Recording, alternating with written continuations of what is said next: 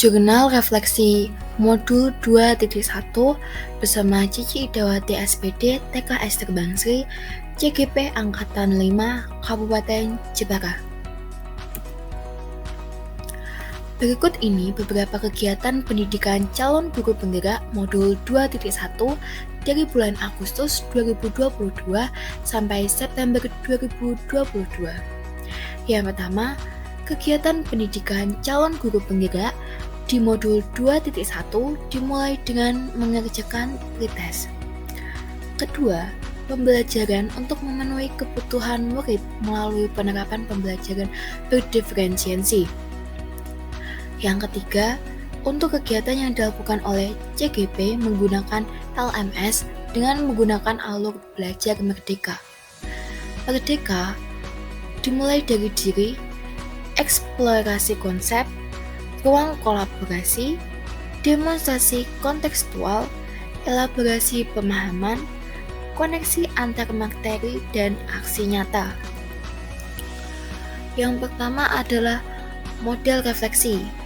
Jurnal refleksi 2 mingguan modul 2.1 yang saya gunakan kali ini adalah menggunakan model 4C yang terdiri dari connection, challenge, konsep, dan change.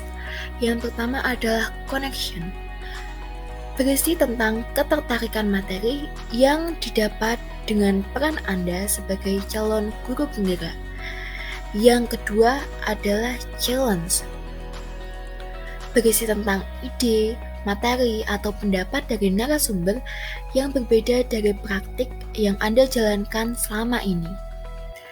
Yang ketiga adalah konsep, yang bercerita tentang konsep-konsep utama dan penting yang Anda pelajari untuk terus dibawa menjadi CGP bahkan setelah menjadi CGP. Yang keempat adalah challenge atau perubahan, yaitu berisi perubahan pada diri Anda yang ingin Anda lakukan setelah mendapatkan materi ini. Yang pertama adalah connection, keterkaitan materi yang didapat dengan peran CGP. Kegiatan pendidikan calon guru penggerak pada modul 2 ini diawali dengan pretest. Kemudian CGP melanjutkan pelajaran modul 2.1, pembelajaran untuk memenuhi kebutuhan murid melalui penerapan pembelajaran berdiferensiasi dengan alur belajar merdeka yang disediakan di LMS. Pembelajaran berdiferensiasi adalah usaha untuk menyelesaikan proses pembelajaran di kelas untuk memenuhi kebutuhan belajar setiap murid melalui pemetaan, kesiapan, minat, dan profil belajar murid. Untuk implementasinya, pembelajaran berdiferensiasi mempunyai 3 strategi, yaitu konten, proses, dan produk. Yang kedua adalah challenge. Dalam challenge ini, ide materi atau pendapat narasumber yang berbeda dengan praktik selama ini. Sejauh saya belajar modul 2.1, pembelajaran untuk memenuhi kebutuhan belajar murid melalui penerapan pembelajaran berdiferensiasi, ada beberapa hal positif yang lahir dari penerapan pembelajaran berdiferensiasi di kelas yang ternyata berbeda dengan praktik saya selama ini. Hal-hal tersebut yaitu, yang pertama, setiap orang di kelas akan dihargai, akan menyambut dan merasa disambut dengan baik. Yang kedua adalah setiap orang dalam kelas tersebut akan saling menghargai.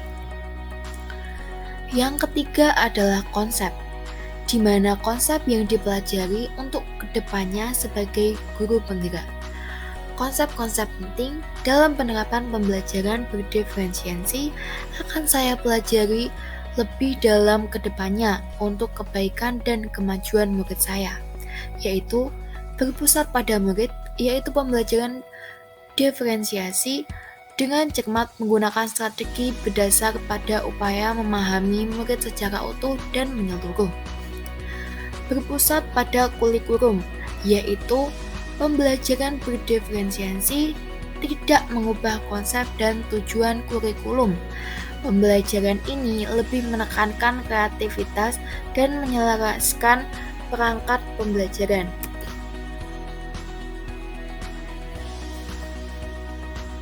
Selanjutnya yaitu strategi pembelajaran berdiferensiasi yang meliputi konten, proses, dan produk yang dibedakan sesuai dengan kebutuhan belajar setiap murid. Penilaian berjenjang yaitu guru melakukan penilaian yang menyesuaikan dengan kemampuan murid.